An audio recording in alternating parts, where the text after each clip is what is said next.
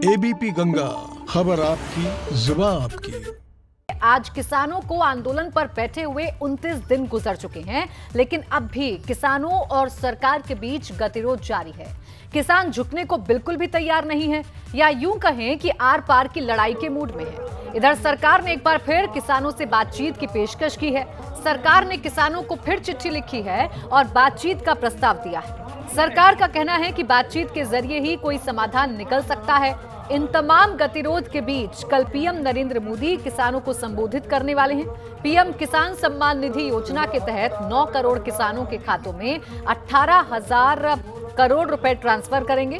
किसानों को बीजेपी के सभी जिला मुख्यालयों में आमंत्रित करने का निर्देश दिया गया है ताकि वो पीएम का भाषण सुन सके। इधर कांग्रेस ने आज राहुल गांधी और कांग्रेस महासचिव प्रियंका गांधी के नेतृत्व में राष्ट्रपति भवन तक मार्च निकाला। राहुल गांधी ने राष्ट्रपति से मुलाकात की।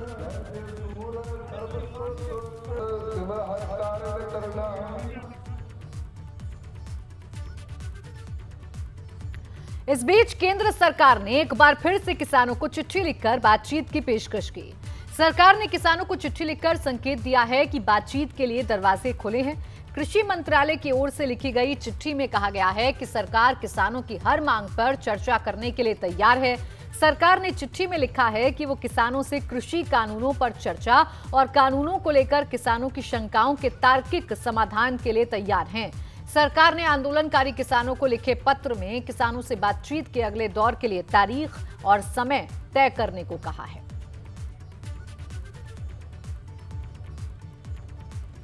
तो देखिए, किसान आंदोलन को अब 1 महीना पूरा होने को है और धीरे धीरे ठंड भी लगातार बढ़ती जा रही है। ऐसे में आज हम आपको NH9 की तस्वीरें दिखाएंगे, जिसमें आप देख सकेंगे कि ठंड से बचने के लिए किसानों ने अब आधुनिक तंबू लगाए हैं। को आज पूरे 29 दिन हो गए हैं और हम इस समय जिस सड़क पर मौजूद है वह NH9 है। हम आपको एक तस्वीर दिखाते हैं कि किसानों ने एक तंबू यहाँ पर लगा दिए हैं, आधुनिक तंबू। अब किसानों का आशियाना इसी सड़क पर बन गया। लगातार तंबुओं की आप कतार देख रहे हैं कि लगातार एक लंबी कतार है किसानों की। किसान अब इन्हीं आधुनिक तंबुओं में रह रहे हैं और दिल्ली जाने के लिए तैयार बैठे हैं। इनका ये कहना है कि जब हमें यहाँ दिल्ली पुलिस आने देगी तो हम दिल्ली की तरफ रवाना हो जाएंगे, तब तक हम यहीं इस NH9 पर धरना देंगे। और धरने को देखते हुए अब किसानों ने यहाँ पर अपना आशियाना बना लिया। हम कुछ किसानों से बात करते हैं कि ये यहाँ कब से हैं और कितने दिन इन्हें यहाँ हो गए हैं। आज 29 दिन किसानों को यहाँ हो गए। इनसे ही बात करते हैं कि किस तरीके से किसान अपना समय बिता रहे हैं। आप बताइए, आप कहाँ से आए? उत्तराखंड से जी। उत्तराखंड से आए हैं आप यहाँ कितने दिन से हैं और अभी आगे का और क्या है आपका? 10 दिन हो गए सर यहाँ पे। 10 दिन हो गए आंदोलन चलते, 29 दिन हो गए आपको, यहाँ 10 दिन हो गए हमें यहाँ पे। का जो आशियाना है यह सड़क है। हाँ जी, हाँ जी, हाँ जी। क्या लगना है जी, क्या बताएं आपको? ये मन की बात, आपने अपने मन की बात बताइए आप। मोदी जी की मन की बात तो सुन सुन के हम परेशान हो गए। तो किसान की वो सुन रहे हैं कहीं? क्या बताएं आपको हम? ये क्या है, रोड पे बैठे हैं बच्चे छोड़ के हम अपने। ठीक है, 10 दिन हो गए हैं, आगे अभी लंबा क्या पता कब तक मोदी जी की यहाँ बैठे उनकी बुद्धि में। जब तक नहीं वो सुनेंगे हमारी, हम हिलेंगे नहीं, ये तो क्लियर है जी। मैं आपको इस तंबू को दिखाता हूँ।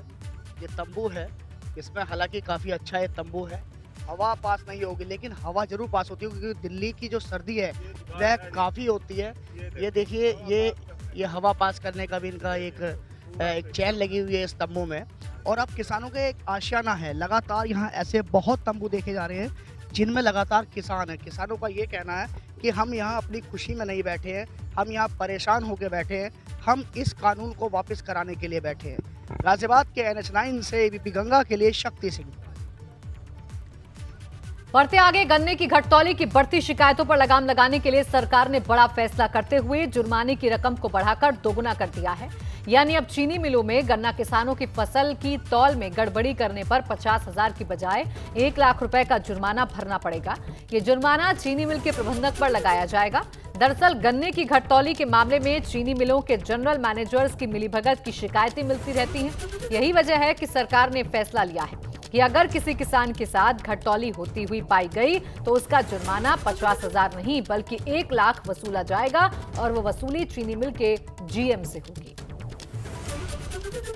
आदरणीय योगी जी का और भारतीय जनता पार्टी की सरकार का हमारा प्रतिबद्धता है। हमने हमेशा से इस बात को हम लोग लेकर चले हैं कि भ्रष्टाचार पर जीरो टॉलरेंस, गुंडा राज पर जीरो टॉलरेंस। तो इसकी परिप्रेक्ष्य में अगर आप देखें तो जो भी हमने कानून बनाए हैं, जो भी आदरणीय योगी जी ने उत्तर प्रदेश में हम कानून लेकर आए हैं, वो जनहित के कानून हैं, चाहे वो किसी भी समाज के लिए हो।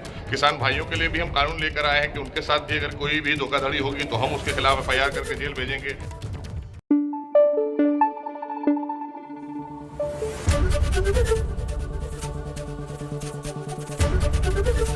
ABP गंगा, खबर आपकी, जुबान आपकी।